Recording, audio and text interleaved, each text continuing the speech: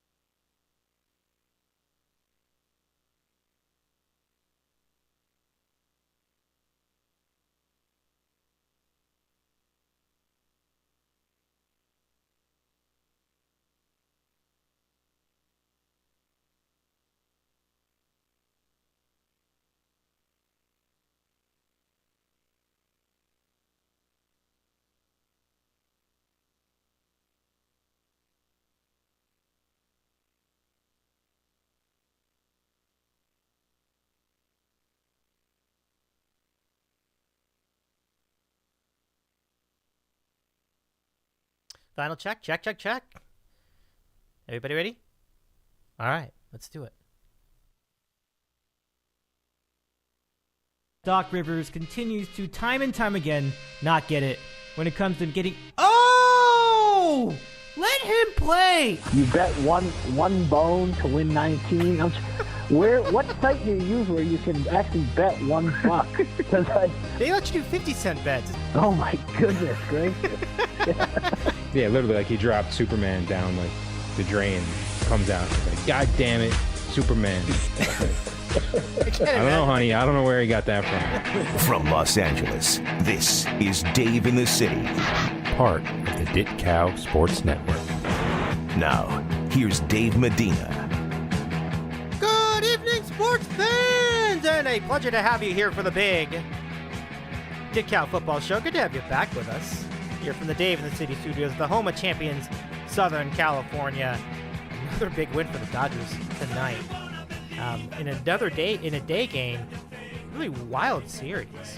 Because of where things were with the lockout heading into the season, the Dodgers wound up playing a doubleheader yesterday, which is very rare to have a scheduled doubleheader that is not weather related or anything like that. And even if it was weather related, we've never seen one at Dodger Stadium very much over the many years of the Dodgers franchise here in LA. So what they did was they ended up having a doubleheader to make up the ground for the week they lost when the lockout was settled. And then they played, and they did great.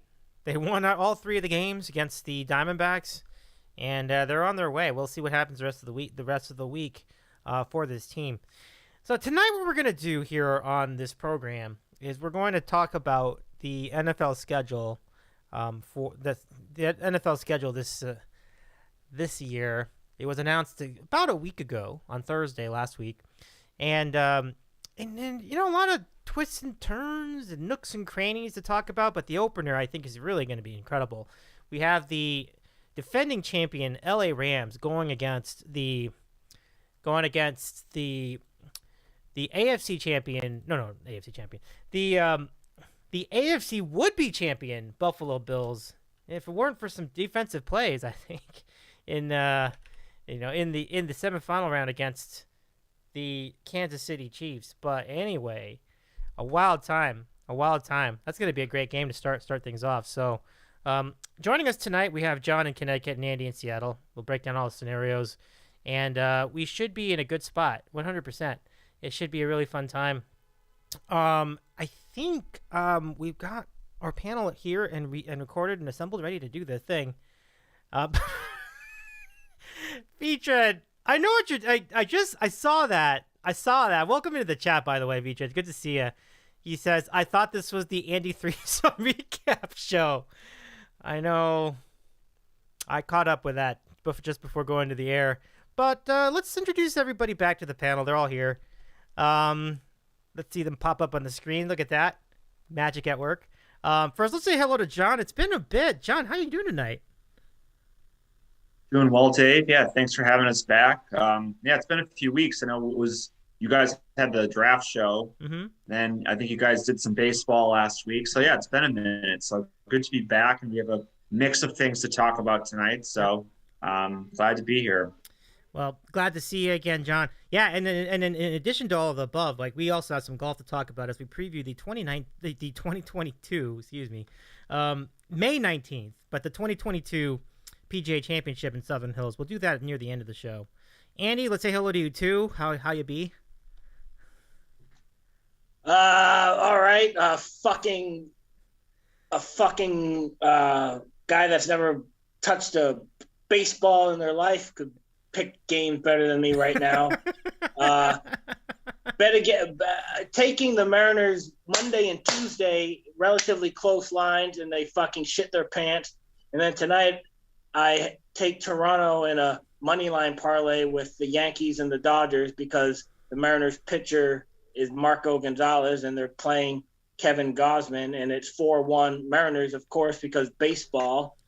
And I'm just angry. I had the Braves this morning up 4-0 with Max Fried, great Jewish pitcher, and they can't bring it home. They take the lead 5-4 in the 10th, can't win. Take the lead 6-5 in the 11th, can't win.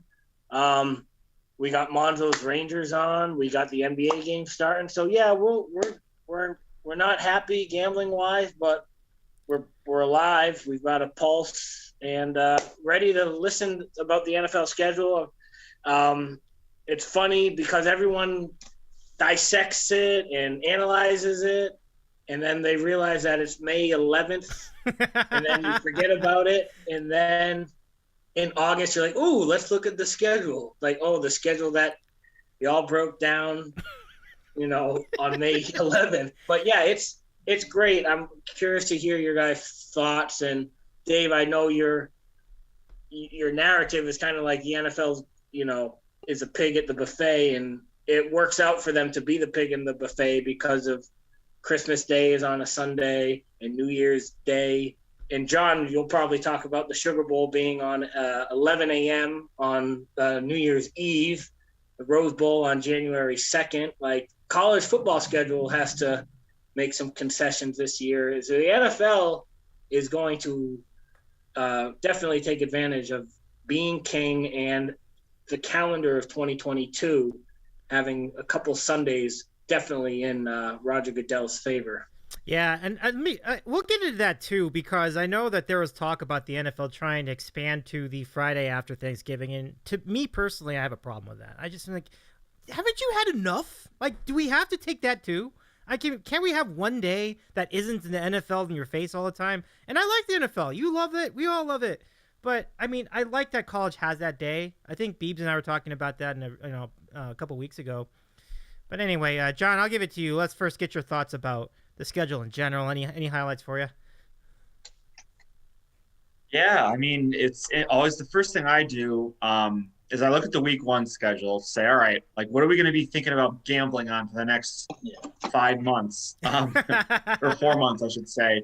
I mean, I don't know who, I know that they release lines for like every single week. Like, who the hell is betting week 15 games? Like, that's just preposterous. Like, why would you ever do that? But I could see maybe getting down on some week 1 games right now, but why would you want your money tied up for 4 months? But that's the first thing I did. So I looked at the week 1 schedule. And then after that, I went through all the different primetime schedules.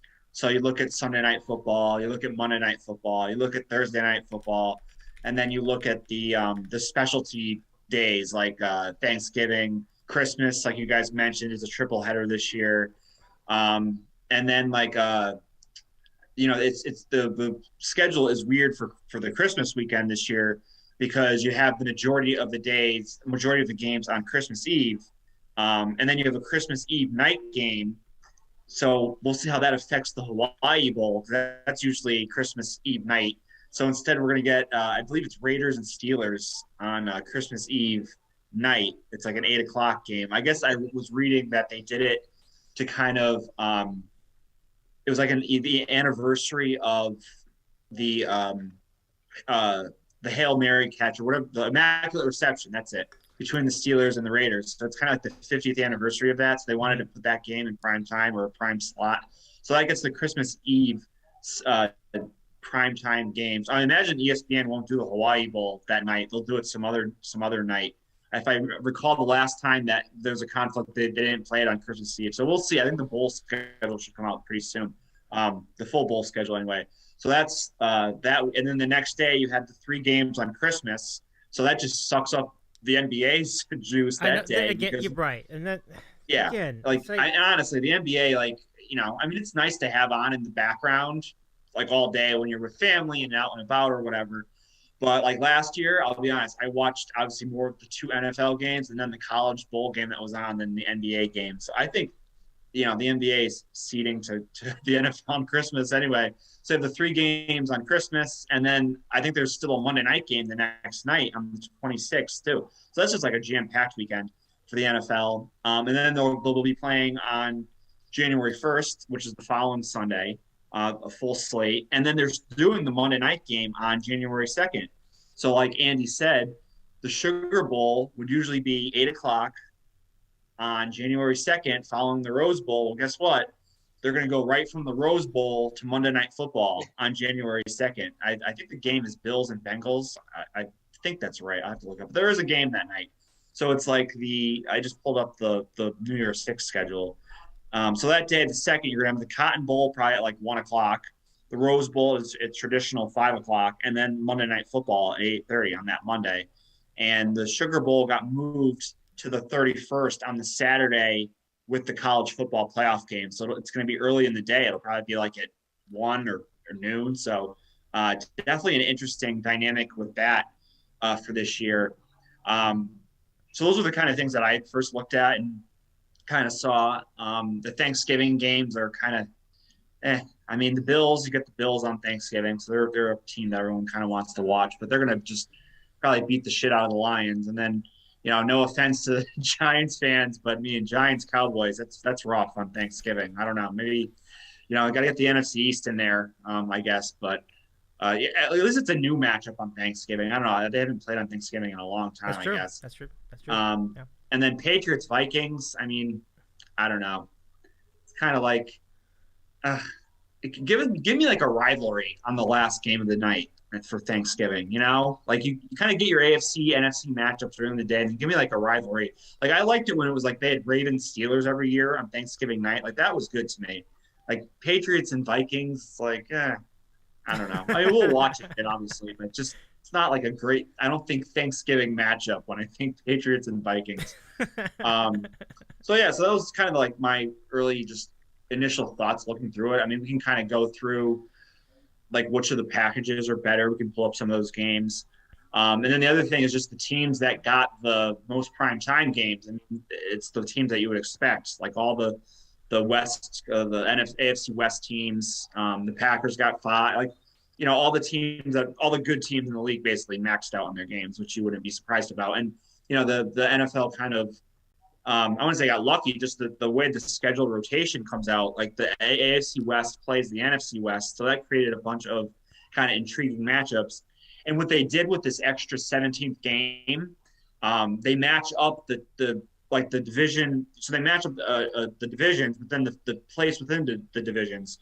So what I'm trying to say is, like the first game of the year, Bills and Rams, that's like this extra game, like because the Bills don't play all the NFC West teams. That's just their extra game for the year. Mm-hmm. And they play the first place team in the NFC West, which obviously happens to be the Rams. So that creates a great matchup for television. So all those matchups with like, it's the first place team in the AFC against the first place team in the NFC create like another 4, excellent matchups for television. So they kind of got it right in terms of that with this extra scheduling formula. So yeah, it's always fascinating to break down. So those are just kind of my initial thoughts on the schedule.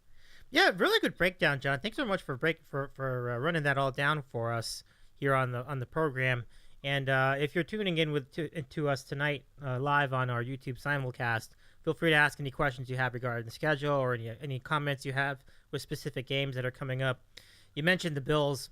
That opening week game is a really, really good game. And, it's so good that maybe even Tirico and Collinsworth won't bring it down. Like, it's that good. We'll see. But before we continue, Andy, I wanted to get John and Andy, what side of the Warriors game are you on? I'm on the Dallas side, plus 5.5. But I'd be curious to see if we're all in alignment. But, Andy, let's go over to you and look at your thoughts on the NFL schedule. Yeah, I got Dallas. First half. I got Golden State in a money line parlay with something that hit last night. So I hope they can win by like 1, and then you guys can cover. Can all win. I wish I had that. His name is Luca. But we'll see what happens. Yeah, so quick local scenario. I was listening to the Honks talk about the Seahawks schedule last Thursday, and it's just an example of like how sports radio is so awful sometimes, especially in local cities. And these guys were they were butthurt and they were surprised. They were like, "What? The Seahawks only got 2 primetime games?" And they're like, "That means they must think that we're the Jets without Russell Wilson." Like, well, yeah, you just answered your own question. Like, what do you think? Like, you bozos, you all been talking about how this year is like a wasted year for the Seahawks. You're either blowing it up, the Pete and the ownership and the front office, they're not going to openly say you're punting the season, but yeah, you're punting the season. So why would a team that's basically stale, going nowhere, get 4 or 5 primetime games? Like, and then they're like, well, maybe like we'll get flexed in at the end of the year. No. Like, you're not going to get flexed in. You're not going to be a surprise team this year. If you are, you can funhouse me. But, and then they were going like, well, let's look at the quarterbacks we're playing like the first 6 weeks of the season. We could be 5-1. Like, no. But, so the Christmas schedule, like I got to borrow Doggy's point. They're not in cold weather cities, and people like to watch like those snow games and Christmas, but the fact that they're in Los Angeles and Miami and Arizona and not in a cold setting, that's kind of I kind of agree with that. Like, you want to watch cold weather games around the holidays, and they're all in warm weather cities. So I think they might have kind of whiffed on the Christmas Day schedule from that standpoint, but that's just like from an aesthetic point of view. I will say Thanksgiving inventory. So Nance said this last week. This will be the 3rd Thanksgiving in the last 4 where the Bills have been featured on Thanksgiving. They played the Cowboys a couple years ago. They played New Orleans last year. And obviously they're playing this Thanksgiving too. So the Bills are getting their money's worth with these Thanksgiving games. And the silver lining to the fact that the Lions do suck and the Vikings and the Patriots, 2 teams that might be okay, that means on like Sunday you'll have like good inventory. Like, I know like with these packages, sometimes the league might spread itself too thin, and then you're not going to have anything for Nance. And now it will be Burkhart on Fox. But because the Thanksgiving games aren't really like quote unquote sexy, Fox gets the Ram Chief game. And then I just looked, I'm guessing Nance and Roma will get like Tennessee, Cincinnati, assuming both those teams are, the Bengals are obviously going to be good this year unless Burrow gets hit by a truck this summer. So they'll be good, and the Titans should be halfway decent too. So you'll still have some good inventory on Sunday, even though with the 3 games on Thanksgiving. And obviously I'm no Black Friday game, so that kind of boosts the Sunday inventory on Thanksgiving weekend as well. But yeah, Dave, to your point about usually the Friday after Thanksgiving, we're usually watching, last year it was like Boise State, San Diego State, Central Florida's playing Memphis or something like that. There's, LSU, Arkansas might play on that Friday. There's usually like a three, it's not a full slate of college football, but there is a hefty menu to gamble on, and it always feels like a college football Friday. And so, yeah, I think at some point the NFL will get involved with Amazon, so Amazon can have their Black Friday infomercial, disguised as an NFL game. But until then, we'll just, see how it goes. And yeah, like as John mentioned, like NBA, I mean, family takes like a back seat on Christmas Day at this point with all the sports on. Sorry. Yeah, that's a tough spot for the families. There's no doubt. Let's step back into this a little bit. I'll give you a couple updates on the action that's on right now. So we're following the NBA and the NHL playoffs, Stanley Cup playoffs. In the NBA, Golden State's up by 2 with about 4 minutes 13 to go in the first quarter. And we mentioned where we're all lined up as far as our bets. In the NHL, the Hurricanes are down to the Rangers 1-0 at home. And we're into the third period, and I think there are 8 minutes left in regulation. So that's the latest. Vitred in the chat says Seahawks 5-12. Can't disagree. He says, "Give me Christmas Day 1970 when Chiefs Dolphins Ed Podolak." Nice. And now wait a second. It says here England USA World Cup on Black Friday. I wonder did that happen at some point? That's an interesting. Oh, that's this year. Oh, okay. Right, okay. Because they can't play it in the summer because Qatar is like 1,000,000 degrees in July. So they're playing the World Cup in November and December this year. That's pretty interesting. They do that sometimes with the Olympics, right? They do it later. They do it in September because it's in Australia or something like that, or below the equator where summer is in a different place. So it's a different part of the calendar. So, okay, I see. Anyway, that's the latest. Yeah, I mean, I don't really have anything to add to a lot of that. I mean, that's pretty well put all the way around. I mean, there are definitely going to be a lot of games that you're going to look forward to in the middle of that. But Andy, your point at the beginning of this conversation was really good. It's just to say, we can talk about how exciting this game is in Week 11 and whatever, but how the hell are we going to know if these teams are going to be good by then? We have no idea. The NFL is full of parity. Anything could happen. There could be major injuries. But it's fun to talk about it, I suppose. So I'm glad. It is. Like, sorry to hijack, but it's true. Like, do this as a litmus test. Like, on before week 1, whatever that is, September 3rd, September 4th. Like, so when baseball still has a full month left, like, write down all the storylines heading into week 1 of the NFL. Like, Rams quest to repeat. Will the Patriots take a step up with Mac Jones? How are the Jets going to do with their weapons? Like both the Jets and the Giants with their, they drafted really well. How are they going to do? Then after the World Series, so, 7 weeks later, take another acid test of all the storylines. So last year, for example, like the storylines after the World Series, like, well, the Chiefs are in disarray, right? Right. The Giants fucking suck.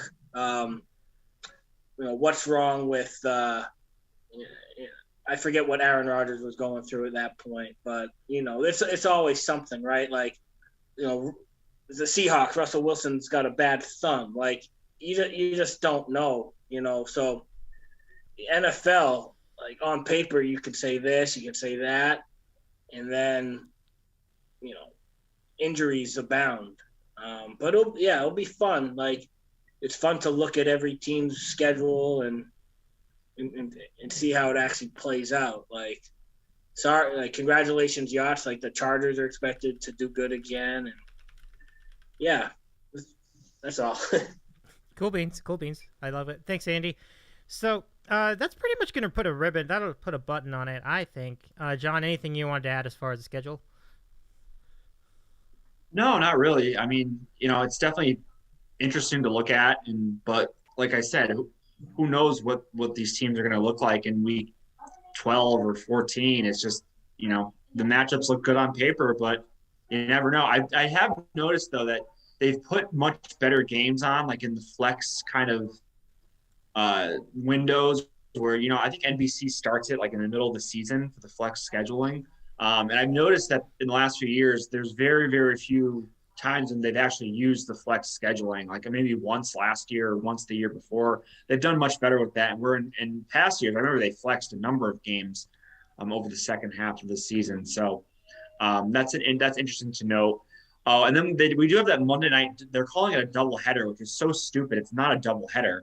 They're starting one game at like 7 Eastern time, and then one game at like 8:15. Like that's not a doubleheader. That's concurrent games. I guess it'll go to the half at one game, and then you can kind of watch each half on its own. But I mean, I guess everyone has 2 screens at this point. You can watch them at the same time. But I don't know. I'm fine with 2 games on Monday night, but they should do kind of what they were doing during COVID. Like you start one at 6 and then one at 9, or one at 5 and one at 8. I mean, I know the West Coast folks kind of get screwed with that, but I mean, it seemed to work out pretty well when they had to reschedule those COVID games. But alas, I guess that's kind of what they're going to do. And I saw that when ESPN has their new contract, I guess next year, that's kind of going to be a more common thing. It's going to happen like 3 times a year, so it's kind of a trial run next year. So that was another little interesting kind of scenario in the schedule. But yeah, we'll kind of be looking into the week 1 schedule in 3.5 months when we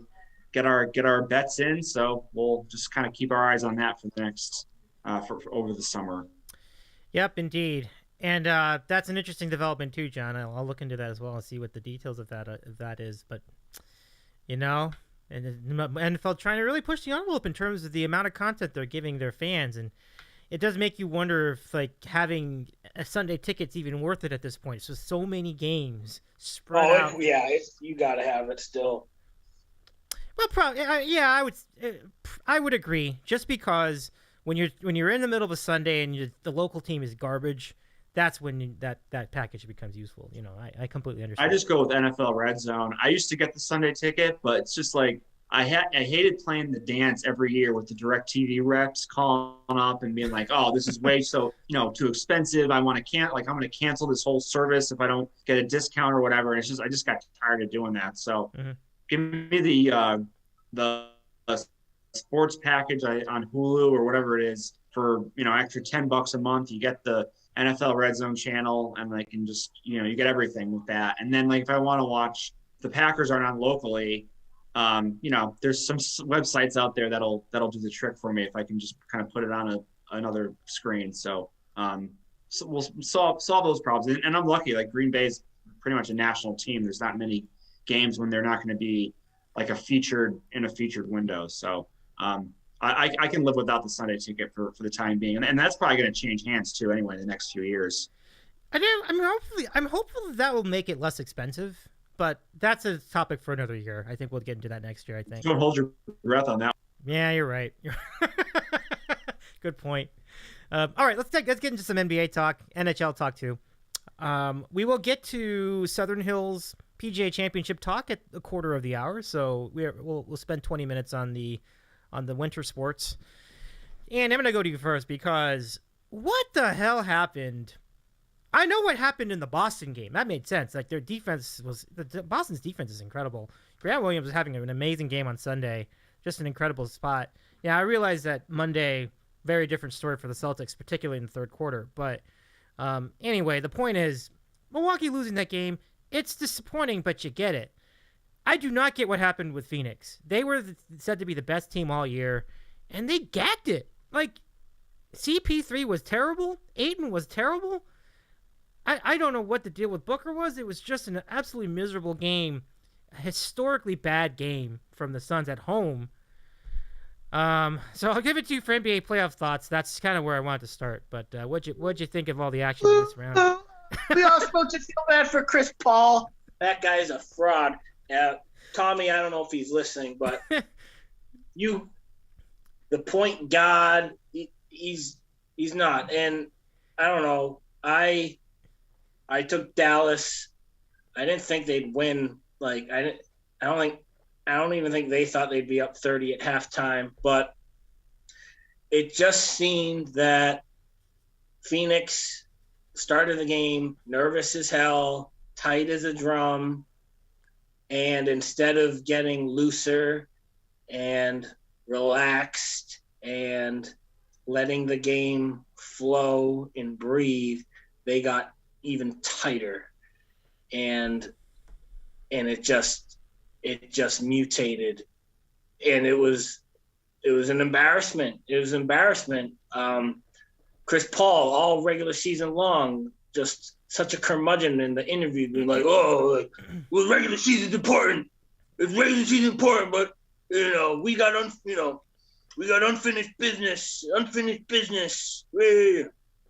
And they looked so bad. They were up 2-0 in that series, and Carolina. The fact that they lost Game 6 and Game 7 probably by like a combined 90 points or whatever. It was crazy, Dave and John.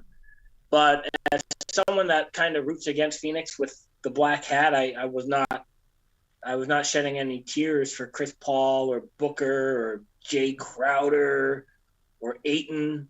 But if you're a Phoenix fan, like, you had the Cardinals basically look like they've never played football before when they got eliminated by the Rams in the playoffs, and like agency and John, we might have joked like, watch it come out that like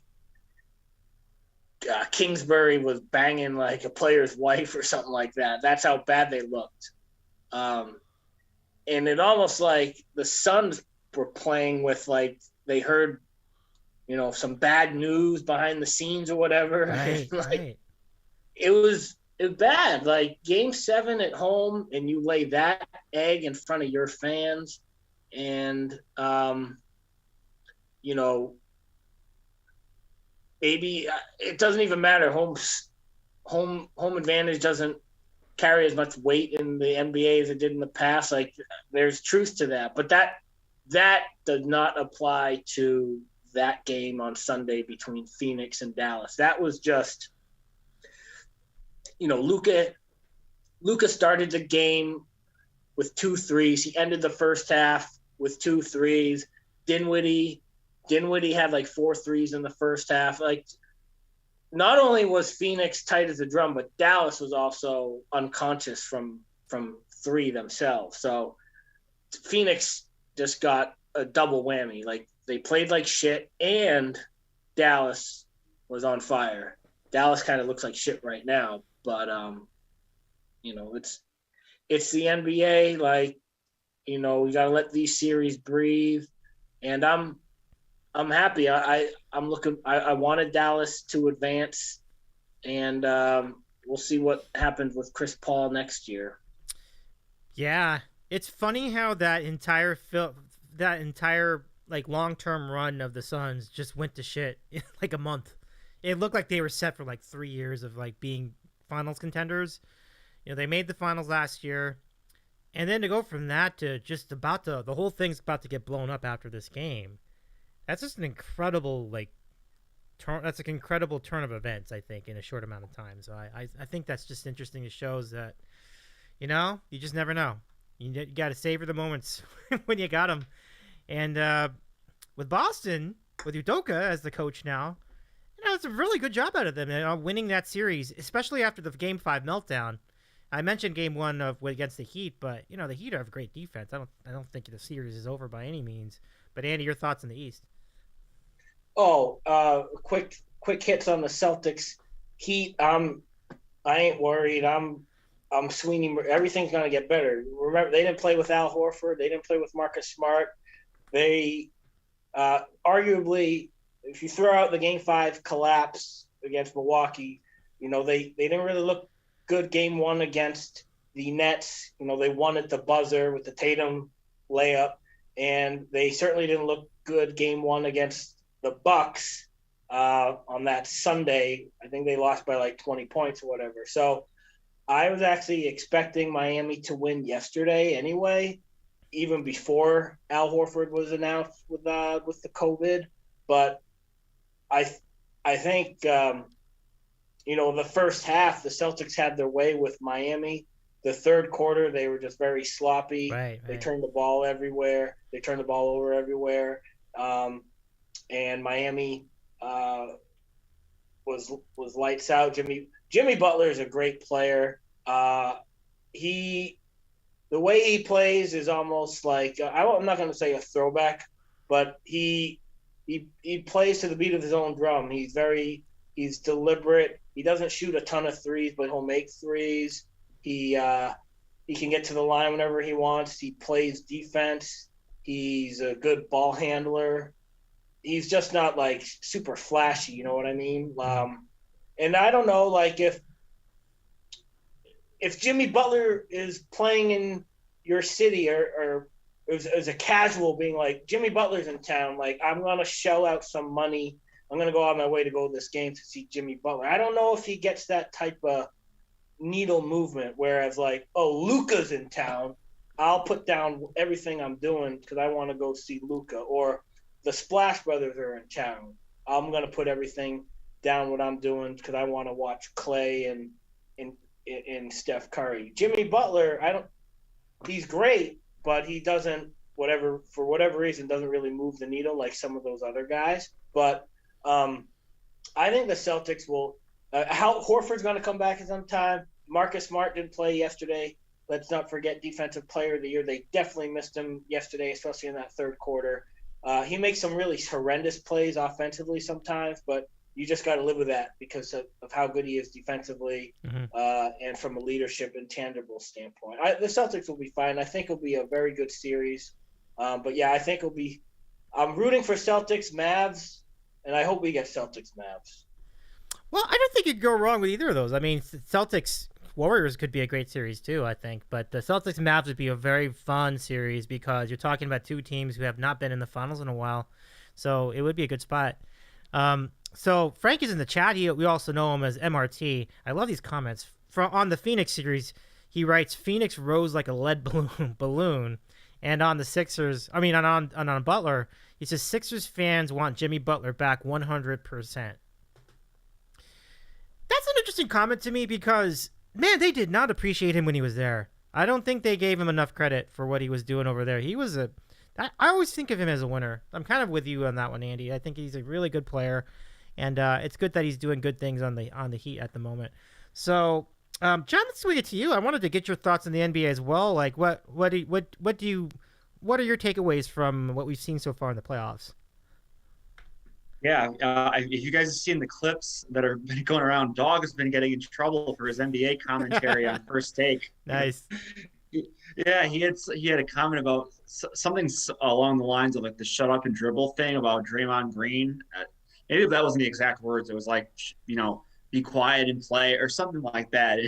People weren't too happy with him. And like, I guess JJ Redick like really schooled him on First Take. It was hilarious. And then they were talking about Chris Paul, though he's sticking to his guns about Chris Paul. And, he turned out to be right in this series. Right. It's interesting because you guys talk about how home court advantage isn't, it wasn't what it was now. But the interesting was in that series, the first 6 games, the home team dominated the series, each game. And then all of a sudden you're thinking, all right, well, Phoenix is just going to come home and win by 15 again in Game 7, and then it was just the complete opposite of that, and they just didn't show up. And good on the Mavs. I mean, you come ready for a game like that, and they had the best player on the court with Luka, and surround him with all those shooters, and it's a good strategy.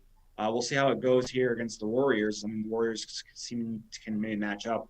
But it was a tough spot for them tonight. We'll see if they can come back. That was kind of my feeling for this game, that after a big win like that, it would just be kind of tough for them to go back to that again in a Game 1 situation. Not to say that they couldn't win the series at all. They're very much alive. I mean, they did it against Utah and against Phoenix, but I thought tonight was kind of a rough spot for them.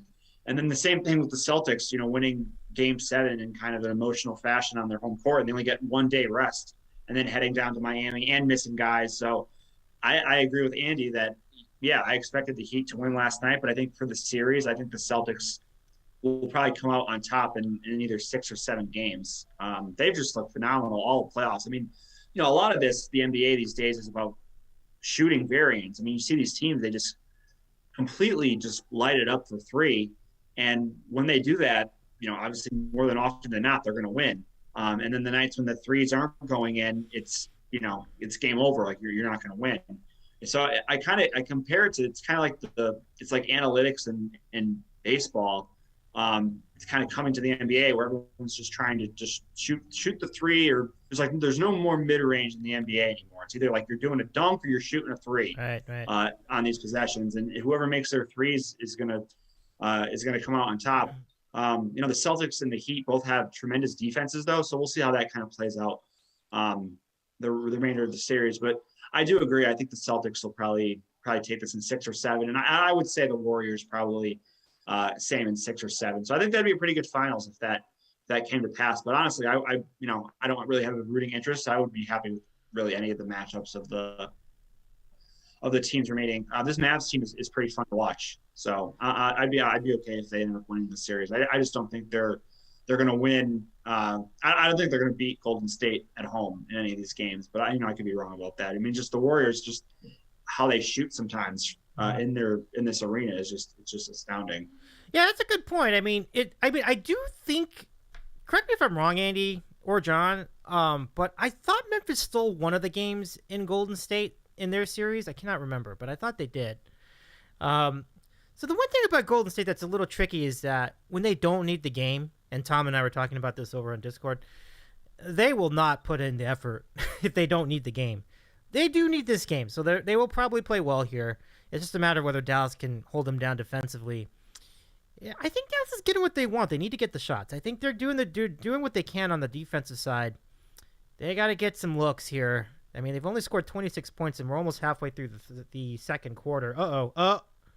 Oh, that's a replay of the. Okay, I just pulled a marquee. I'm sorry. I was looking at the replay of the tie and goal from the Hurricanes. I thought that was live. Okay, so anyway, that's pretty good. I don't know, Andy. Anything else you want to say as far as the NBA before we talk about the NHL for a sec? No, I mean, you haven't really seen a ton of close games in the NBA. That's what people are kind of like not happy about, because even like in the previous round, there have been a lot of blowups. Let's be fair. Like, the Sunday with 2 Game 7s, neither of them were. I mean, Suns Dallas was not close at all, and then the Celtics after the halftime really wasn't close either. So you've had a lot of blowouts, but with respect to Golden State, when they're shooting, it just covers all their warts, and they do have a lot of warts. Draymond Green makes a lot of stupid passes. Even Steph Curry gets very careless with the basketball, and they don't have any. I know we say that it's a joke, but TMF could out-rebound. No, TMF is not going to out-rebound the Warriors. But a lot of NBA teams can out-rebound the Warriors. UCH mentioned it the other day, and he fucking nailed it. Like, Memphis could out-rebound the Warriors. And it's weird.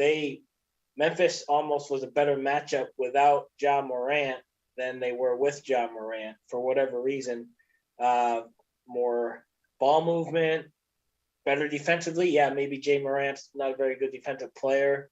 But yeah, the Warriors, when they're not shooting lights out from 3, they're vulnerable. All right, that sounds pretty good. That sets up our conference finals in the East and in the West. Let's talk about some NHL. Now, John, have you been in the mix for the NHL for the Stanley Cup playoffs at all? Oh yeah, absolutely. I'm not going to sit here and talk any kind of technical strategies or anything like that in terms of the NHL hockey. I think we need to get Mike back on next week. We want that kind of breakdown. Mm-hmm. Yeah, I'm not going to go that far, but yeah, I've been watching all these games. Very, very entertaining. Certainly much better than the last NBA round. I mean, what we had 5 Game 7s, 6 Game 7s over the weekend. Yeah. I mean, that Saturday of action when you had the 3 Game 7s back to back to back. I mean, that was tremendous. And then you had the 2 Game 7s on Sunday. A couple of them went to overtime. So, I mean, you can't go wrong with the NHL playoffs. Every year it just delivers. My my parachuting in opinion of just watching for the last month or so. Colorado just looks phenomenal. They look obviously better than everybody else. I mean, they were playing a weaker seed in Nashville, but you can just see why they're the dominant favorite. Their offense is just, unstoppable, really. I mean, I know they kind of struggled last night, but the St. Louis goalie just put up a miraculous performance. I think they had like 50-something shots. Like, he's lucky. If it wasn't for that guy, like, they were going to give up like 6 or 7 goals. I mean, they just come at you in waves. So they look great. The Blues look really good in the first series too against Minnesota, but this looks pretty tough. And then in the Canada series, both teams the Oilers, from what I read, the Oilers were going to be like one of the best teams, and they really struggled with the Kings. Dave, you would know about the Kings. Got to give it to the Kings, right? Like they handle. The Kings really played well, and it's just tough to win a Game 7 on the road in hockey. McDavid is one of the best players in the NHL, and he showed it in that Game 7 for sure. And then the same thing with Calgary. I mean, Dallas wasn't really supposed to give them much of a fight, and that went 7 games too. And the one thing about that series is almost every series was like dead overs every game, except for that one was going under every single game. Like, both defenses and goaltending were terrific. So I'm interested to see the clash of styles tonight in this first game between Calgary and Edmonton. From what I saw from the first round, I would lean Calgary in this series. But again, that's just my bozo opinion of watching for the last month or so. And then in the East, Carolina looked great in round 1, but again, that series, each team won at home. So I don't know what we can take from that into this next round. I mean, they're going into overtime tonight against the Rangers. They've kind of looked a little sluggish, honestly, but they maybe can steal this game. The Rangers games were just crazy against the Penguins. Every game had just 6, 7, 8 goals. I know the Penguins were down till their backup goalie. The Rangers goalie, I hear he's supposed to be really great. Obviously, he kind of struggled in the first round. So that looks like a series that can probably go a ways to me. But Carolina seems to have the edge. Well, and again, like any one of these, that could be like a 6 or 7 game series here for sure. But we'll see what happens in this overtime tonight. And then in the other series, Florida, like, they got their first playoff win or series win in like 20-something years. So they get the monkey off the backs from that. But I mean, how can you go against Tampa, back-to-back defending champs, and they get rid of continue the Maple Leafs heartache in playoff series. And then they take game 1 last night. I mean, I know Florida was the better team throughout the year, but how can you go against a experienced team who's won the last 2 cups and they have a great goalie? And I think it's Vasilevsky, I think that's his name. Like, he's great compared to the Florida guy who name starts with a B. I know he played with the Capitals before. He's not very, he's not the guy that you want in the net compared to the guy from Tampa. So I think you got to go with Tampa in that series. So that's kind of my parachuting in predictions and breakdowns so far of the playoffs. But it's been really entertaining. So definitely we could keep following it. So I would say for these series, I like Colorado and Calgary, and then we'll go with the Hurricanes and the Lightning. That's kind of who I'm thinking is going to meet for the finals in respective conferences. And I like how it started late. So after the NBA Finals is over, you'll get the Stanley Cup Finals right after that, instead of kind of going on at the same time. So that's kind of a good thing. It does take me some getting used to just the later start. I'm like, oh, this is where the finals will start, but it's actually only the second round for the cup playoffs. But John, that's a great recap. Well done. I mean, you really hit all the notes. And I got to give a lot of credit to the Dallas Stars goaltender Jake Eddington, or Jake Edinger. Yeah, Edinger. In Game 7, he stood on his head. That was a historically great performance. He had I believe it was over 60 saves in that Game 7, which included the overtime. And I mean, honestly, that's amazing, because the way that the Flames were getting after the offense, I mean, they were in the Dallas side of in the Dallas zone almost the entire game. It's kind of amazing they were held to only 3 goals after all that, because if it was another goaltender that night, they would have scored like 7. It was an unbelievable performance, and I think he needs to get some amazing amount of credit for keeping the Stars in the game. And, one bounce here and there, the Stars could have pulled the upset. It was really amazing. As far as the other series are concerned, I can't really add to a lot of it. I do know that Dustin Brownlee, extremely long time player from the Kings, he will be in the Hall of Fame someday. He was the captain for a good number of years before they gave that captaincy to Andrei Kopitar. But just a tough, hard-nosed player. We're all going to remember Dustin Brown. His number will eventually be in the rafters at Crypto.com Arena. So just it's a great ride for a team that had been so terrible in the last 3 years. You started to see some of the future of the Kings, like some of the young guys were getting in the mix, and give them a lot of credit. Forcing Game 7 against Edmonton, that's a great spot. As far as the other series, I don't think Colorado's really been tested that much. I just think that Nashville's terrible. That's my takeaway. But they are very talented, and that's why they won Game 1 yesterday. And the Blues are too. I think that's going to be a really high-scoring series. Like that's sort of my thought there. So my parachuting in thoughts, kind of are in a similar wavelength as yours, John. I love the spot. Carolina does look good. Yeah, like you said, they were off to a very slow start tonight, but they're in overtime. Maybe they get it here in the overtime. We will see. So, Eddie, let's go over to you and get your thoughts on the NHL before we get into some golf talk. Yeah, I mean, any other year I would have won $300 on Saturday taking Carolina over the Bruins, but since I turned full R and became a Bruin supporter this year, I was all in on the Bruins on Saturday. Had them for the series, had them for Game 7, and lost my shirt and then some. So with Carolina, I don't know, we need someone like Mike to find why they're so good killing power plays and why they're so good defensively and why their spacing is so much better than some of these other teams and why they make it so hard for the other team to pass the puck around and get clean shots and all that stuff. I'm not smart enough, and I'm not going to be like JB and pretend that I know what I'm talking about when I don't know what I'm talking about. But they're not like an exciting team to watch, but they're very disciplined. They don't have like a 50-goal scorer on their team. They're just they spread out all their scoring. Their goaltending is very good. D'Angelo is obviously like their head case defenseman. They're just very, very well-rounded, and they frustrated the hell out of the Bruins' top line. And add that all up, the Bruins go home. Now, when it comes to the Rangers, and we're just having fun with guys like JB or whatever, but like they go from like, oh, everything's house money to like, they need a leader to like, their goalie covers everything up. Like, enjoy the ride. Enjoy the ride. Are they a year ahead from being a year away? I don't know. I just have no idea. But Rangers Twitter cracks me up. Gotta be level-headed. Like V-Tread and pitch and catch.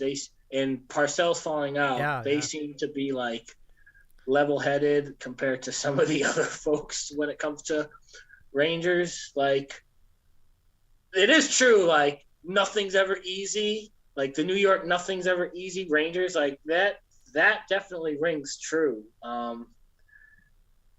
don't know. Like their goalie is pretty impressive, and Creeder, Panarin, and the guy with the long hair are all very highly skilled. But they make a lot of sloppy errors, like that game against Penguins, Game 7, like a shorthanded goal, a scrum in front of the net, just stuff like that. Like Dilfer, the NHL Dilfer, like you can't do that in May if you want to play in June and just like that. But to your other guys' points, I am a sucker for like underdogs in the playoffs. So like I was on Dallas Game 7.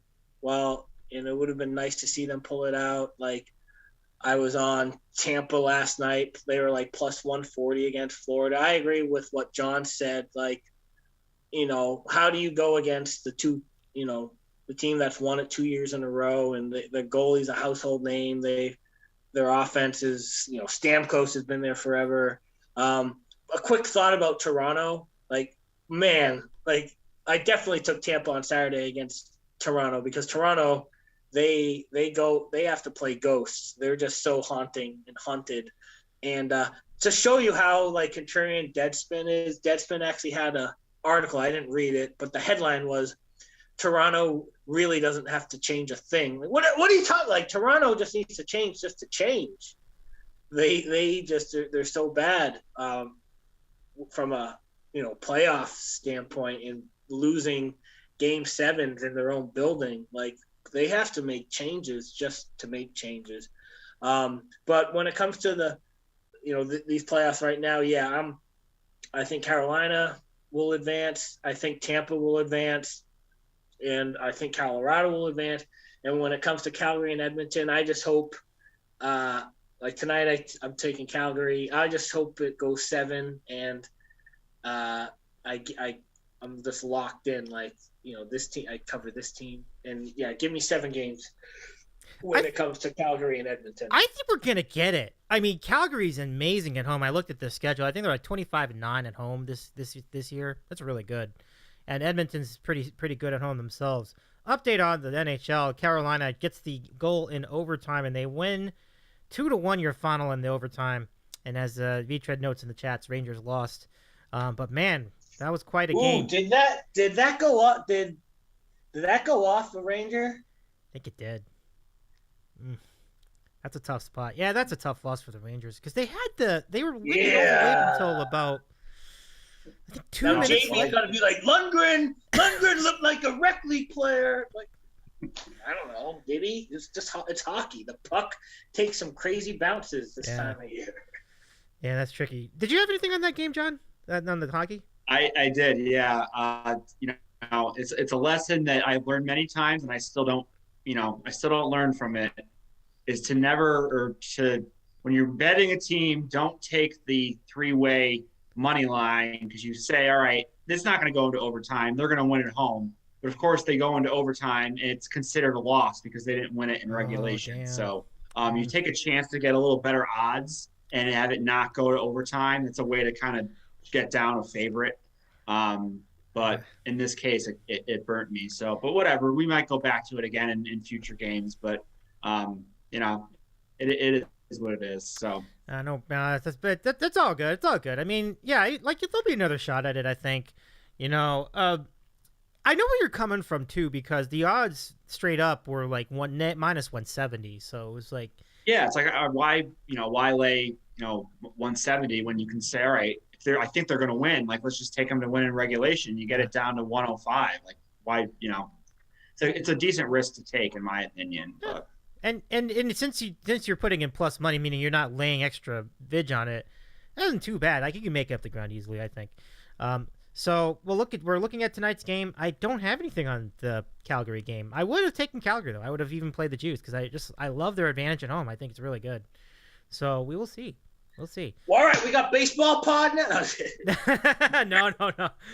But hey, I gotta the Red Sox actually won a game. I couldn't believe it. Like they won, they beat. Yeah, I lost. I took Houston. Nick Pivetta in his 9 ERA, I think it's more like a 7 ERA. Shuts down, goes a complete game shutout. No, I'm sorry, he gave up a leadoff home run to Altuve, but he goes the distance. Yeah. And Houston wins. Houston loses like 5-1. I'm just a fucking mush with the baseball right now. And I love baseball betting. We talked about it with Jerry last week. Yep. True story. Calgary's now up 2-0. And it's only been they haven't even played 3 minutes in the first period. What? Are they really? It's pretty crazy. ESPN's like interviewing some guy on the bench. Like, okay, like maybe we can get the next game on. Like, what are you doing here? Yeah. Does part of you do any part of you miss like how NHL used to be on like CNBC and NBC Sports and like all those? No. Or do you like how seamless it is with TBS, TNT, and ESPN? The coverage is just flat out better, like on both networks. I think they've both done a pretty good job. Like they get you to all the scenarios, they take you to the games. It's easy to find the channels, and the broadcasters actually have been pretty decent. Not just the play-by-play, except for one lady who was doing the King series like for one game. Oh, Ron Hextall's cousin is awful. Oh yeah, she was bad. She was really bad. You all know what I it is. think You guys remember Pam Ward, who used to do like Iowa, Wisconsin, Big Ten football? Like she reminded me of Pam Ward. That's a very good comp. Yeah, I like that. I'm like, that was an exciting finish, and she like just took all the air out of it. I was just like, Kempe gets the game-winning goal in OT in Edmonton. I'm like, I'm all going ham, and this lady's just like not giving you the energy from it. So what? It's all good. It's all right. But other than that, I do like the coverage though. To answer your question, yeah, I've enjoyed it. I mean, the only thing missing about NBC is Doc Emmerich, but he retired anyway. So like, I imagine if he was still working, he would have gone over to TNT, because I noticed like a lot of the guys that were there at TNT have been doing, or I'm sorry, at NBC are doing coverage for TNT now. So, but that's the only thing. But yeah, no, I've enjoyed it. Yeah, same. And you're right. Everyone from Lee McHugh in the studio down to Kenny Albert doing the play-by-play. Doc retired the year before they moved. So, like, in other words, they did a year with just Kenny Albert and the other guys on NBC and all the NBC networks before they made the move here. So, I mean, I didn't really get a chance to watch these guys in the regular season, but they're doing a terrific job in the postseason so far. So, props to all of them. You figured that TNT would deliver. They're very good at covering sports nowadays. Like they've really got that down. The only one that real miss had been baseball, but even that's getting better. I think their studio team is pretty good, and I like them doing the games on Tuesday. I think this is a good spot. So let's talk about some golf. By the way, Dallas did make a bit of a run. They cut the lead to, I think at one point it was 3. But now they're down again though, so we'll see. Let's see. Messier, Gretzky, Chelios bring nothing. Oh, yeah, I think that's fair. You're talking about the studio. Yeah, I mean, give me a C. Gretzky being in the studio doesn't do anything for me either. It's good call on that, Beatred. But now we're gonna move into the PGA Championship, and it really snuck up on us because I wasn't even thinking about it. And like, oh gosh, it's like 2 days away. Like it's coming up. So, and now it's only a day away. It's starting tomorrow. So, wow. Why is Tiger Woods favored in this thing? Anyone want to explain that one? He's an 8-1 favorite. I mean, I give him credit for completing a tournament in the Masters, but he's 80-1. He's not the favorite. Oh, he's 80-1. No, 80. Oh, I'm looking at the wrong chart. Okay, never mind. Take that back. Yeah. Got it. Okay, that. I'm having a day. Scotty Scheffler was the betting favorite. I'm having a day. Okay, that was the 2019 odds. This is the 2022 odds are very different. Okay. Scotty Scheffler's 11-1. Okay, there we go. This makes way more sense. And Rahm's 11-1 too. Okay, great. So, and then you got Rory and Justin Thomas and Colin Morikawa. And I would give Jordan Spieth a shot at 20-1 too. He's having a nice couple weeks here. He had a really good. He's been making a good name for himself. So this should be a really fun time. I mean, Mike gave us a little preview when he was last with us for the Masters recap, and so he broke down what the course is going to be like and what the field is going to be like. It's a very good field. I think you could really pick any of about 10 people to win this tournament. So, John, let's get back to you.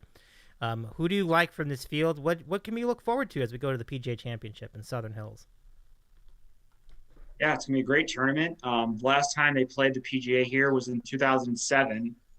Tiger Woods won, and Woody Austin came second. That's a blast. So the name you haven't probably heard in a long time. And I think Ernie Els was third. So that just goes to show you how far ago that they last played this tournament. But yeah, they played it in August. So now it's a different situation going from August to May with this event at this course. So it was like 100 degrees and like humidity back then. Now it's still going to be hot, but you're going to have some wind.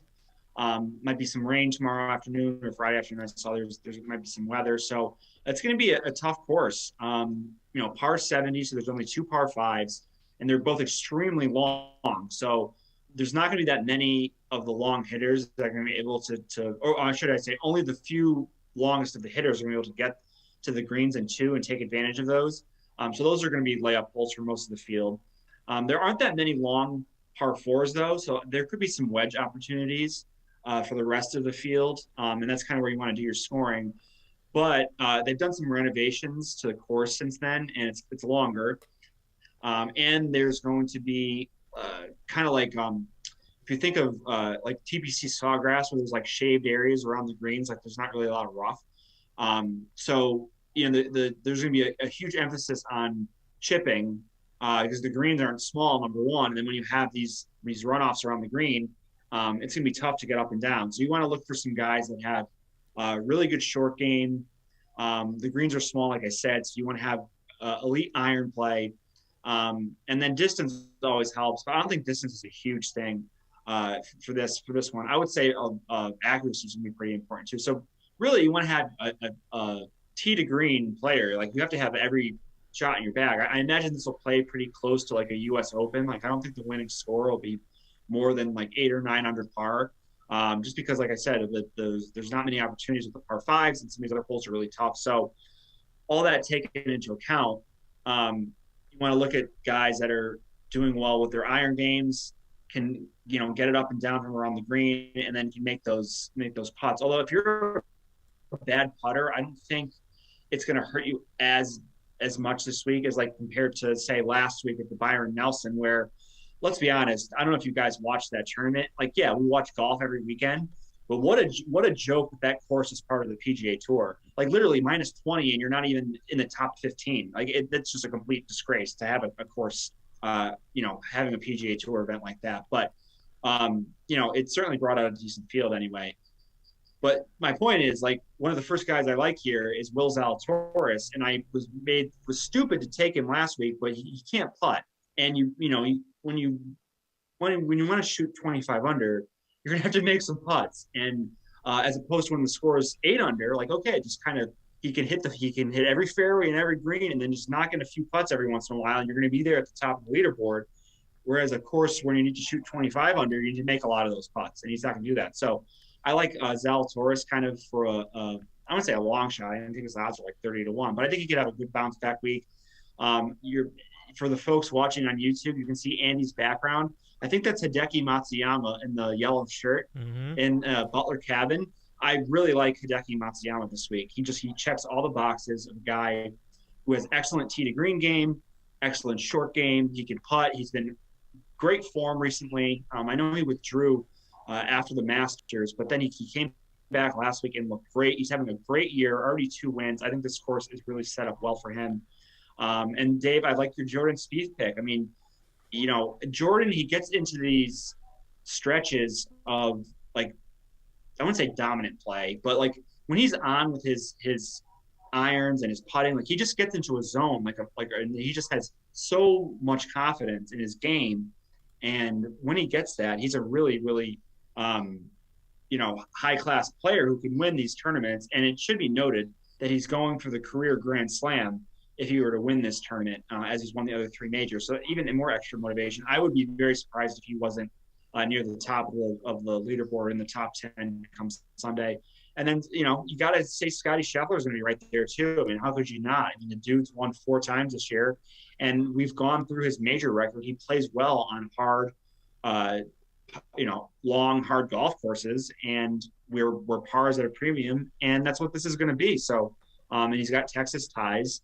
I know the tournament's in Oklahoma, but it's going to be a windy kind of condition, so he's going to excel in that. That environment. So I think he's a guy that's going to be right there too. So really any of the top players, it's not a bad pick. If I were going to say like who wouldn't I take or wouldn't I think is really going to do well here, I mentioned how the short game is going to be important, and the guys, the elite players that lack in that area are Victor Hovland and Colin Morikawa are 2 guys who struggle with short game. So not saying that they can't win or they can't be near the top of the leaderboard, but anytime a course really tests, your chipping and your short game abilities, those guys kind of struggle with that. So those are the 2 that I would say aren't, I wouldn't go with, compared to the elite players, but their approach games are like, if they have like an A+ approach week, it might not matter. They could still do it. But when taking that into account, I think there's better options in the top of the odds. So I guess those are kind of the four that I would throw out there. Not many surprises, but Scheffler, Spieth, Matsuyama, and Zalatoris, I think, would be my top choices for this tournament. Yeah, those are good picks. I mean, like you said, these are the guys that have been in the mix almost the entire year. Like, it's really great. And particularly in the case of Scheffler, as you mentioned, he's already won, did you say 4 times, 5 times? But 4 times this year. Really good. And Rahm has certainly done some nice things in the last couple years. I mentioned what was going on with Spieth, so it's a good spot.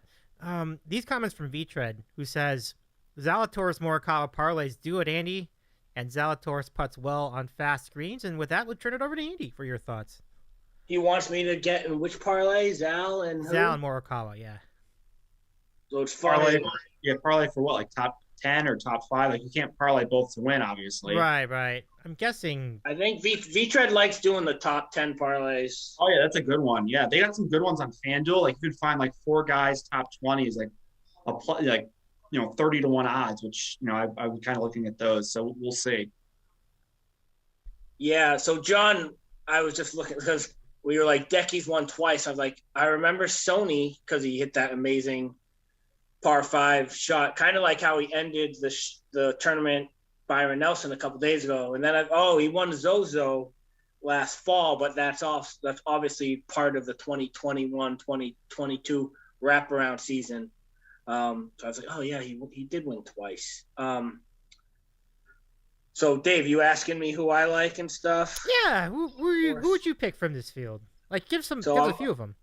Yeah, I'm looking through my email because I actually submitted my picks for this contest that we do. We got to pick 10 guys, but number 1 ranked player counts, it's 3 picks. Number 2 player counts, it's 2 picks. I didn't take Rahm for 2, but I did take Scotty 1, 2, 3. But John did a great job talking about the course. I did read that the first 2 days are going to be hot and windy, and then there's going to be like this cold front that comes through like Friday night. It's not going to be like cold, but it's going to mean like Saturday and Sunday, the temperature is going to be like high 60s, low 70s, and still windy. But the wind's going to be basically like the opposite direction than it was rounds Thursday, Friday. So like someone on Twitter was like, pay attention to or go back and see who was bitching about like the conditions during the TPC Sawgrass and like stay away from them, because like you might get a repeat this week where you're going to have to just grin and bear like the tough wind conditions and like, well, the wind was blowing left to right on Thursday. Now it's right to left on Saturday. And yeah, I mean, that's kind of what you want though in a major championship. You want a course that's got tough conditions, firm, fast, roly-poly greens, and a little bit of wind to make it extra crispy. You don't want it to be like a turbine, but you want it to be a little windy, and I'm all for it. And so long we don't get like lightning and heavy rain, that's going to stop the action. But yeah, I'll be all into the event. I'm warmed up to the timing in May rather than late August. I mean, I did like it when it was in late August, but this is nice too. And again, I don't think you'd be able to have a tournament in Tulsa in the middle of August, even though I know they did years ago, but 100 degrees isn't too appetizing. But yeah, I mean, you'd be a fool not to include Scotty Scheffler and like who you think you can win. I mean, he's only the best player in the world right now. I am on board with Zal. I took Zal last week for the one and done tournament pool that I'm in, but for whatever reason he might have been the only guy from Texas to kind of lay an egg, because everyone from Texas was like doing well in the tournament, like Stake Palmer and Spieth and obviously Scheffler. I don't think so. Sam Burns didn't do well for his standards, and he's from Texas. But this week, yeah, I have Spieth on the list. I got Morikawa on the list. I got Decky on the list. I'm gonna say, don't count out, Jocko Neiman. I think he might have the game to hang around in the majors this week. I don't know about Hovland. I don't think Hovland's recent form has really percolated to the point where, like, watch out for Victor Hovland this weekend. But that can, he could just go out there and beast. The thing is, and John could probably answer it better, and obviously Panther could be like, you don't know what you're talking about either. But like Hovland doesn't strike me as a guy that can really grind it out for 4 days. Hovland seems a guy that's going to go out and shoot like 29 on the front and maybe shoot like a 63 one round and then shoot like a 75 the next round. And plus Hovland, the one thing about Hovland is his, he has trouble getting up and down sometimes. And a test like this, I think you are going to find some instances where it is very prudent to go up and down. And if your short game betrays you, then you're not going to be holding a Wanamaker trophy come Sunday afternoon. And that's why I would kind of lean towards someone like Hideki Matsuyama, who Hideki Matsuyama is going to miss those 5-footers like no other, but chances are he's going to, tee to green. He's as steady as they come. So, some people like Gators, like no one watched the Masters because they didn't want to see Hideki because he's boring, but that doesn't really bother me. Like I'm gonna watch the final round of the PGA Championship if Hideki's on the leaderboard. I like to see Spieth up there. Yeah, Spieth is kind of like the opposite of Hideki. Hideki doesn't really wear his emotions on his sleeve, whereas Spieth is talking to his golf ball, from Thursday to Sunday. And, I think Justin Thomas is another guy that, if you're into making top 10 bets, Thomas will be there. And I think Rory will probably, even if he's not in contention to make a top 10 on Friday, he might have one of those, backdoor top 10. Yep, absolutely. Yeah. He's really good at that. And I think Rory's got he's got a couple more majors left in his arsenal, but his swing is too beautiful not to. I think I would stay away from DJ. I would stay away from Koepka. I mean, Koepka, his body of work is basically non-existent this year. So I wouldn't touch Koepka with a 10-foot pole this week. And I would, just kind of gravitate towards the players that have shown good form this early part of the spring or whatever. I mean, the golf season basically half over, maybe even more than half over. But you get what I'm saying. Like since the weather has started to warm up, Florida swing onwards. Yeah, good. These are another good round of picks, Andy. I like where your head is at with a lot of these choices, and then the great call as far as Rory finishing top 10 as well. Vitred's suggestion is very interesting. Zalatoris top 5, Morikawa top 10 is your parlay. I love Morikawa in the majors. Like, I don't know what your guys' thoughts are on Xander, because Xander just kind of disappointed me with his Masters performance, but he played well. Like he had that great. Everyone could go low at that course that they just played the Byron on, but he had a great Sunday. Like you'd be. What do you got? Is Xander a good top 10 pick? I would say so. You'll probably get it. The crazy thing about him is so I was following the tournament. You're scrolling the leaderboard, and Friday he was +3 overall for the tournament, and he was 9 shots out of the cut line, and he ends up finishing the tournament -22. He just played an insane stretch of golf. So I don't know what the hell he was doing those first 27 holes, but whatever he fixed, it worked, and he definitely has a good tee to green game. He's very solid in every phase. Him and Cantlay too. That's why. And again, it goes back to the team event. It's so on brand for Xander to win the team event. He can't win a stroke play event, a legit stroke play event. His wins are invitationals. He won the Tour Championship when it's 30 guys. And he won the Olympics again. It's not an official kind of event. And even now he wins the team event with Cantlay. So I don't know. Xander's burned me in majors before, but if he shows up and has his all around game, he definitely could finish top 10. So I wouldn't be. Yeah. Fun. So Robert Pitch and Catch made that comment about Xander the other day, and he's like, I don't know if Xander's won a full field event. So I looked it up. I was like, he won the Greenbrier. I don't know. Yeah, I remember that. Yep. Is that considered full field? I'm guessing that was like a full field event. Yeah. That was 150 players or whatever it was. But after that, I don't think he's won another like full field event. Right. So it's like a catch-22 because like if you win Eastlake, it's not full field, but it's like the top 30 of like the best players that made it that far. And if you win a WGC, it's not full field, but it's like top 50 in the world. And if you win like the Sony or whatever, that's not a top event either. But everyone that is in that event won the year before, so it's he has quite the strange like CV when it comes to like wins. You know, I'd rather have those wins than like a John Deere though, 100%. Oh yeah, absolutely. I'll say another, like I see everyone's picking like Max Homa this week. Don't get me wrong, I like Max Homa. He's a good player. I mean, he just won a couple weeks ago.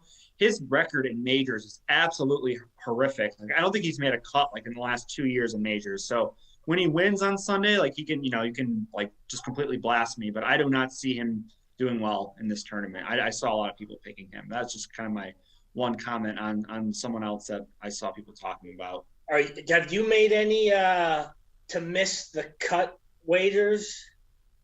I haven't. I would have bet Bryson to miss the cut, but he just withdrew. So that would have been, I mean, some of these other guys, like you could easily like, what's John Daly to miss the cut? Like minus 5,000. Like, I don't even know if they're offering odds on that. Or some of these guys. But like of the top players, I would have bet Bryson to miss the cut. I mean, I might take Tiger to miss the cut. I don't know. I don't see how he does well at this course. I mean, he could grind out like to even par, but I mean, I don't know. I don't see it from him this week. But he could prove me wrong. Yeah, no doubt. What about long shots? Are there any long shot picks you would like to see? Well, what do you consider a long shot, Dave? Like, give me like odds of what? Great question. So let's just say anybody 40-1 or greater. So Sam Burns is on that list. You do have Tiger. I wouldn't consider him a long shot, though. Oh, okay. So you want to go longer than that, then? Maybe like Tommy Fleetwood at 65-1 and then higher. Okay, yeah, it's like 65-1 or longer. Okay. Well, I don't know. Gotta give us a second while we pull up the odds. I can link it to here. I got it right here. Well, at least I have the odds as a couple days ago. But all right. Louis Uwe 75-1. Okay. Not bad. Yeah, not bad. Abraham Ancer 100-1. How would he handle the putting scenario though? He's been bad this year. I would stay away from him. I mean, I don't know. Like he's a good player, but he has just not done much of anything this year. He hasn't. He's kind of taken a step back.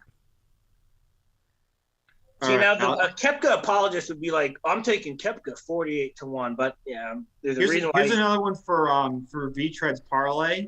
Matt Fitzpatrick, top 20. Throw it in there. Like, he's another guy. Like, he's not going to win, but he'll grind it out for 4 days, and like, he'll just finish, like, 12th. Like, I'd be surprised if that doesn't happen. So, Fitzpatrick, top 20. Throw it in your parlay. I like that. Pretty good. I like that.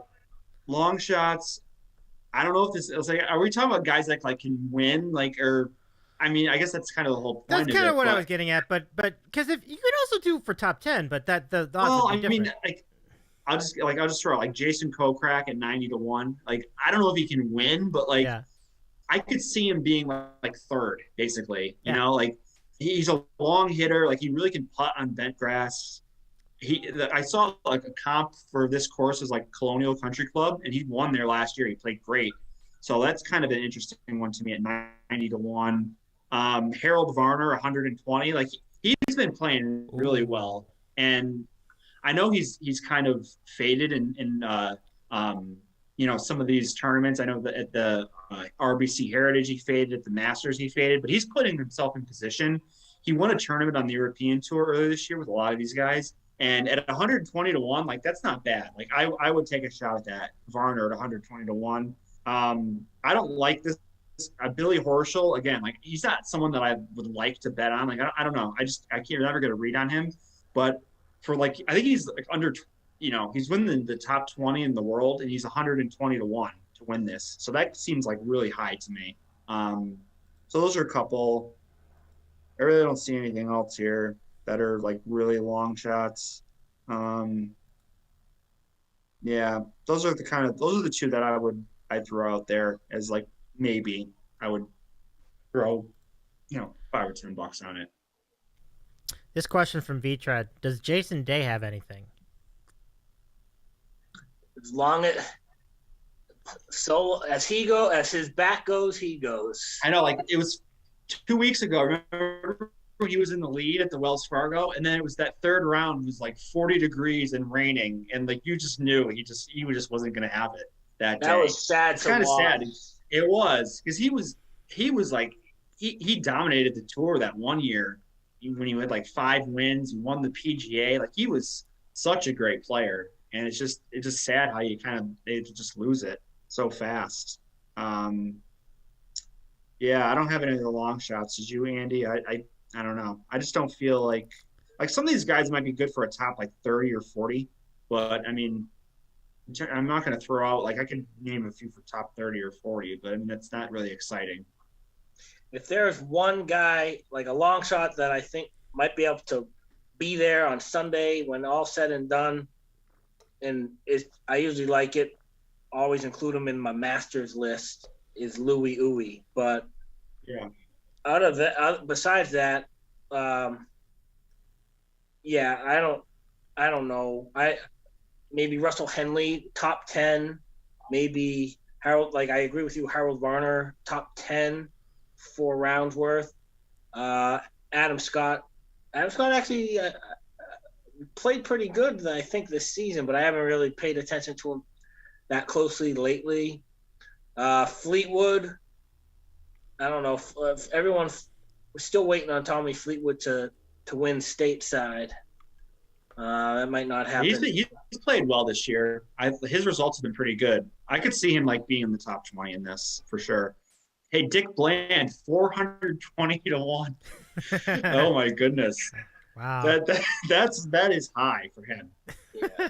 I might have to put some money on Big Dick Energy for a top 20 or something, but after tonight I might have to scale it back and oh no! bet $1. Like my mom. It's been a rough night. Dave's level bets, unfortunately. Wow. Right. Oh man! By the way, I don't think it's gonna happen. It doesn't look like it's gonna happen for Dallas tonight. My goodness, down by 17 now. So that is rough. What? I didn't check the score of the hockey though. Let me see. I'm gonna lose baseball parlay. 3-1 Calgary in the first period. Okay. I mean, I wouldn't rule it out. The thing that's tricky about the NHL is that when you go up 3-0, it's actually a bad place to be. Oh yeah, the most. Who said it? It's like the most dangerous lead in hockey. Yeah. 3-0. Yeah. Leo and Ron, I believe, were the pioneers of that, but I think it's true. I do too. Were they joking about that? I always thought they were being serious about it. I think there's some truth to it. Like I do too. Same. We don't know sometimes with them whether they're joking or serious about it. It's just, I mean, if you 3-0, if you're the team that's up 3-0, it's only natural to get somewhat content. And then obviously in hockey, you can score goals in bunches. Next thing you know, 3-0 turns to 3-2, and then the team that was up 3-0 gets tight as a drum. Then they're on the power play. Hockey's such a strange game. Yeah. What's our official? We should have like an official show parlay here. So our parlay is it was Zalatoris top 5, Morikawa top 10. I threw in Fitzpatrick top 20. We need one more, and we'll have like a nice four legger. What about Varner? We got Varner top. Oh yeah, there we go. Varner. Yeah, I like Varner. Third. Yeah. Go Varner like top 30 even. I mean, it's got to be around even money. So there we go. That'd be a good payout. That's pretty good. Yeah. Let me write that down. So, okay, one more time. We have Zalatoris top 5, Morikawa top 10, Varner top 30, and then I think Fitzpatrick top 20. Ooh, that's pretty good. Fitzpatrick has been good. Yeah. Yeah. So you have 5, 10, 20, and then 30. That you could totally. Yeah. I want to just put that together just to see what the payout is. Do any of you have that on hand? Let me see if I can come up with it. Hold on. I might just pay the bookie tonight to get the balance to 0 and then start fresh tomorrow with all these golf bets. Yeah. Oh, God.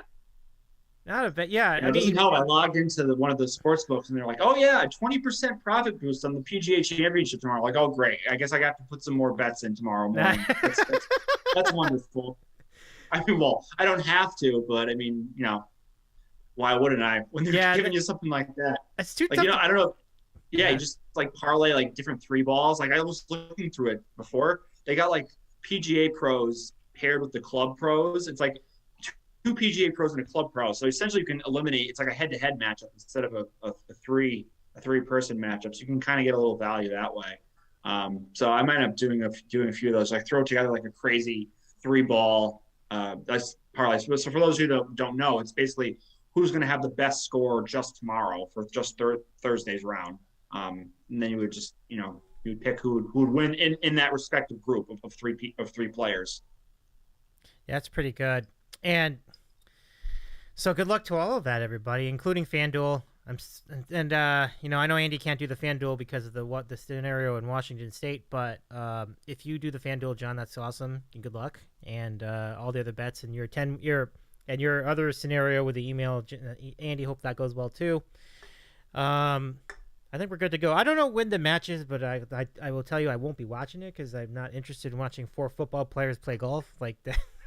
I've already talked to John and Mike about that in text. Like, I don't, Annie, that just sounds so Sheeran. Did you hear that about that scenario too? Oh yeah, I mean, if it was the whole reason why, like the first time it worked is because like there were no sports songs. I mean, fuck, people were watching Matt Wolf play golf. Like, and then it's just, I mean, yeah, you can really, as we all know, like you can.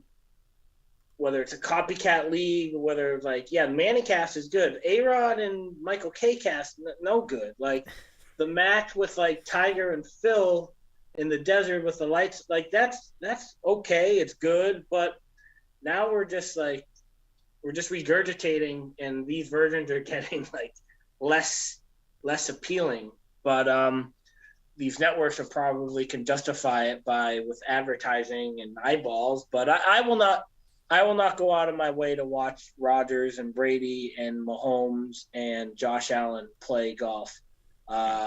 There's probably other stuff to watch at that point. Yeah, if there was PGA pros in the mix, like I might tune in for a little bit, but just 4 quarterbacks playing golf, like that's basically the Lake Tahoe event they have every summer, but on a Tuesday. Yeah, exactly. Yeah. But on a Tuesday night or whatever it is, like that doesn't do anything for me. Like, do you remember, going off the beat path, but do you remember when, this isn't even has to do with football, but TNT would broadcast, like, the 4 major winners would play, like, somewhere in the Bahamas? Like, yes.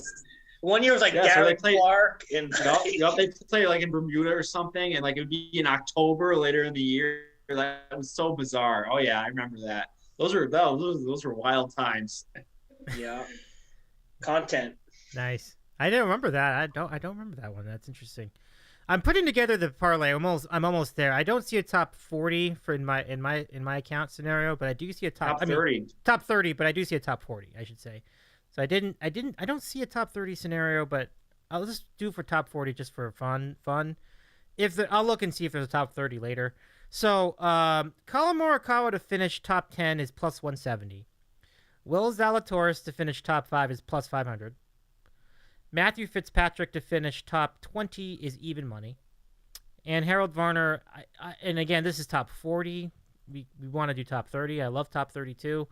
But just for the sake of this, it's plus 110 for a top 40. So obviously, for top 30, I think it'd be better. So, if we make that a parlay, I am not allowed to do that as a parlay. Okay. Well, that's too bad. I would have loved to see what that would have equaled. But if you take them straight up, I mean, all of those have a real shot. So If you guys get the chance to do that, let me know what the payout with that would be, because it sounds like if those are the odds, if like they're around, like 3 of them are around even money, and then one is plus 500, then your payout's gonna be what, like plus 7-1, 9-1? What do you think? I'm trying to do the math. Well, it's gonna be huge because 3 at even money are like 6-1. So then you throw in a plus 500. I mean, it's gonna be huge. 14, 15 to 1 or something. Yeah, that's big. I want to do it. Are you guys gonna do it? I don't have those types of. I don't think I can parlay some other stuff on my site, but I don't think I can do that. I have it. If you give me like one set, like a minute, I can put it in. Well, I'm not gonna put it in right now, but I can see what the odds are. Okay. Yep. We got a minute. It looks like, yeah, so Golden State's now up by 15. No, 17 still. Okay, 17. Yeah, my goose is so cooked tonight. I lost Dallas first half. I'm probably going to lose Dallas second half. I'm going to lose Dallas plus 5.5. I did have the Canes, and I do have Calgary, but I'm getting my ass kicked in baseball today. Yeah, I feel your pain there. I mean, I was not a whole lot better with the baseball. It was a weird day. It was a weird day in baseball. What's for dinner tonight? You going to Wendy's? No, peanut butter and jelly sandwich. Really good too. I just made, I got this really this bread from the store that they made in house. It's really good. You wouldn't believe how good a peanut butter and jelly sandwich can be, but it was really good because of that bread. It's the bread. It was so good. It's always the bread. It's the bread. What about yourself? Probably Wendy's. Nice. Wendy's a good call. I think they have some like steals and stuff going too, so that's a good call. Yeah. I'm surprisingly satisfied by their baked potato too. It's just... I haven't had that in years. I usually just the Baconator, the original chicken spicy sandwich. It's good. Nuggets. All right. So I got the same thing. The outcomes can't be combined, but it still shows the odds of what those 4 would pay, and it's like plus 37, 30, 34. So it's pretty big. That's pretty good. Ooh, yeah. I so know. If you can get that somewhere, I mean, that's a good bet for a couple bucks. Yeah. And Vitred says I have Zalatoris Morikawa, just the first two, at plus 2220. Yeah. That sounds really and that's like the original parlay, right? So that wow. I mean, Will Zalatoris could miss a putt and then finish 6th. That would be very, very frustrating. But Jesus. It's I could see it happening. So he misses like a 5-footer on the last hole. Oh my God! Oh, I can only imagine. I feel like it's. Well, I mean, that's why they get so pissed sometimes on that last hole. It's like you just cost yourself 80 grand. Yeah, it's a big difference. Like, it's so true. All right, well, that is going to be a very fun tournament. So good luck to all of you. Whatever you have invested in this tournament and in the next couple of days, it should be great coverage. And I think it's been a while. I forgot. Okay, is ESPN doing coverage on the early round? Yeah, ESPN Plus and ESPN all day tomorrow. Cool. And Friday. And then most of Saturday, and then CBS takes over for the, there's 6 hours or whatever. So it's basically you get coverage from the first tee, the first tee shot tomorrow to the last putt. So you can't ask for much more than that. Oh, that's great. So, folks, just to remind everybody, we will have a recap show next week with our friend Mike in North Jersey. And presumably we'll have John and Andy back, too. So it'll be a really fun recap show. Don't miss it, folks, here on this channel 1 week from now. So let's give it back to you all for final thoughts. Andy, I'll give it to you first. Yeah, gamble better than this loser. I can't believe the winter playoffs are, well, NBA, it's definitely past halfway point. NHL is just getting fired up. Baseball season, we are almost at the quarter mark. No thoughts on Rich Strike or the Preakness. Weather's getting nicer. Hope everyone enjoys the golf this weekend, either watching it or playing it or both. And Dave, thanks for having us on. And John, it's crazy. Like we're getting close to college football. We are getting close to college football. I know it's insane. I mean, I was just thinking that myself today. Like they're starting to trickle out like the TV schedule announcements for the first couple of weeks, and we're getting close. You can feel it. You're absolutely right. And that preview show is going to be here before you know it, John. It's going to be exciting. Yeah, but I mean, I gotta get that magazine soon. The magazine that has all the teams and everything. Gotta go find it and go get it. Final thoughts, John. Let's hear it. Yeah, no, it's a great time for sports. Thanks, Dave, for having us on to ramble for an hour longer than an hour.